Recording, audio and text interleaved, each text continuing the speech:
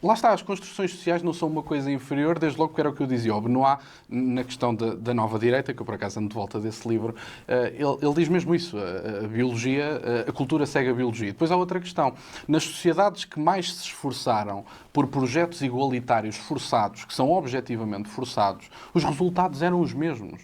Na antiga União Soviética, pelo menos na questão da saúde, eu li alguns dados sobre isso e ele faz uma síntese espetacular desses dados. Os cirurgiões continuavam a ser homens e as enfermeiras continuavam a ser mulheres. No projeto igualitário mais forçado que alguma vez existiu, com objetivos claros de tomada de poder, de uma sociedade igual, da reforma agrária, tudo o que aconteceu na Revolução Russa também. Portanto, o projeto mais igualitário que alguma vez existiu gerou os mesmos resultados que as sociedades livres. Sabes o que é que isto me faz lembrar muitas vezes? Faz-me lembrar aquela ideia russoniana que é vais ser livre mesmo que seja à força. Ou seja, no fundo, quererem nos libertar mesmo. Eu às vezes penso, se fosse dada a hipótese, não é? Tens um casal com um filho ou mais filhos pequenos, e eles têm a hipótese de escolher sem nenhuma, exatamente a mesma, do ponto de vista do rendimento, tudo isso, nada é alterado. Quem é que fica mais tempo com o bebê em casa? Mas até há estudos sobre isso, agora não sei citar, mas já vi estudos sobre, se tu desse uma opção a uma família, se dissesse, olha, tens exatamente o mesmo valor ao fim do mês e se quiseres, um dos pais ou mãe pode ficar em casa, tendencialmente as famílias preferiam ter um adulto em casa e era sobretudo a mulher.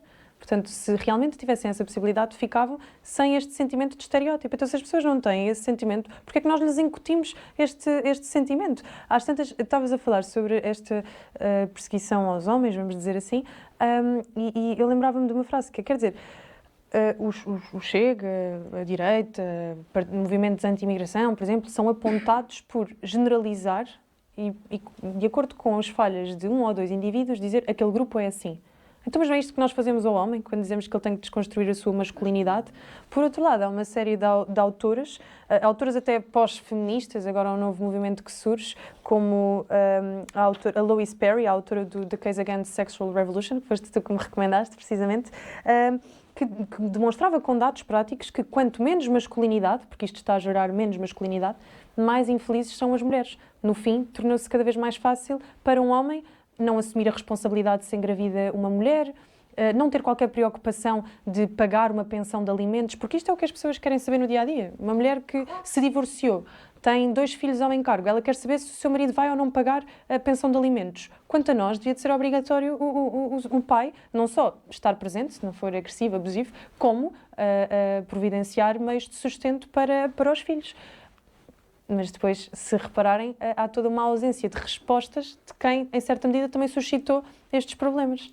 E por acaso há 2 dados giros. Até nos Estados Unidos da América há dados que dão conta de que, primeiro, os homens conservadores não querem mulheres progressistas e as próprias mulheres progressistas não querem homens progressistas, querem homens conservadores, que é uma coisa linda, que é espetacular.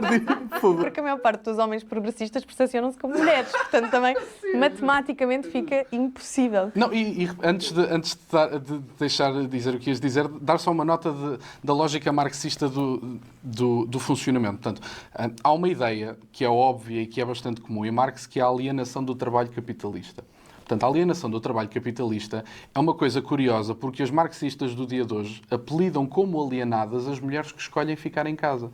Portanto, sim, a lógica marxista é contraditória assim. Portanto, se tu trabalhas no mercado capitalista, és alienada. Mas se ficas em casa, também és alienada. Portanto, não há uma forma de sair da... Olha, mas tu fizeste-me lembrar uma coisa, enquanto a Teresa se vai lembrando.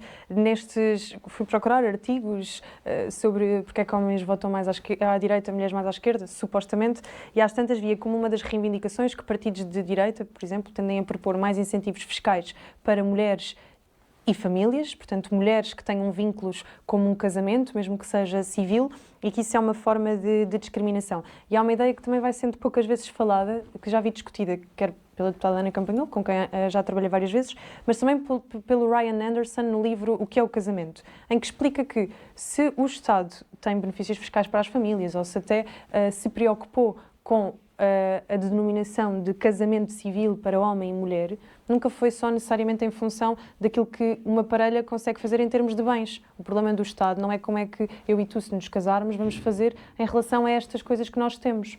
O problema do Estado é o que é que nós vamos fazer se nos desentendemos e de repente temos aquilo que um homem e uma mulher conseguem fazer juntos, que são filhos.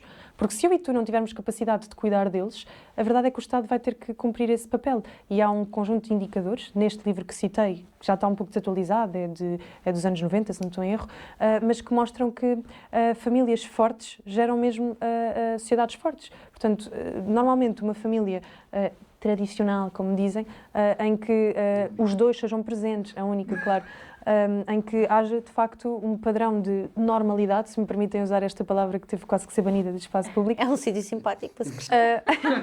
É um sítio simpático, os filhos têm menos tendência para depressões, menos tendência para comportamentos de risco, menos tendência para consumos de substâncias, e por isto é que, quando a direita propõe certos subsídios e incentivos e apoios às famílias, a estas famílias, é neste sentido, reconhecendo que esta é a célula que faz a sociedade funcionar e, no fim do dia, independentemente daquilo que nós pensemos, nós precisamos de sociedades que funcionem. Esta questão é absolutamente fundamental. Primeiro, a ilusão...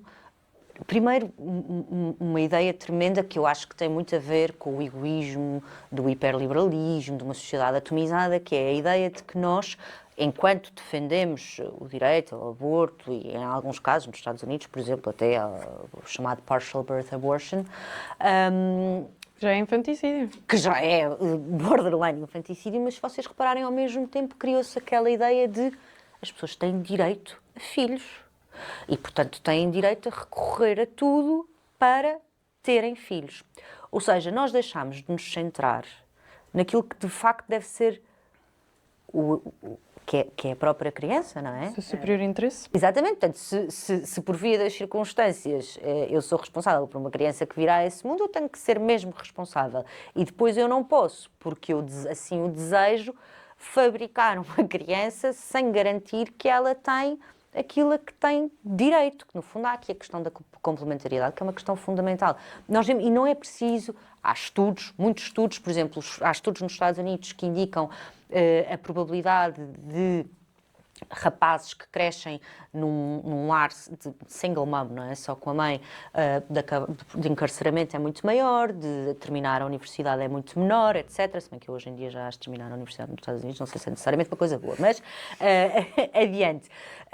Há estudos e depois há ir a um parque infantil. E nós percebemos num parque infantil, quando está o pai e a mãe, nós percebemos como é diferente e como é importante, não é?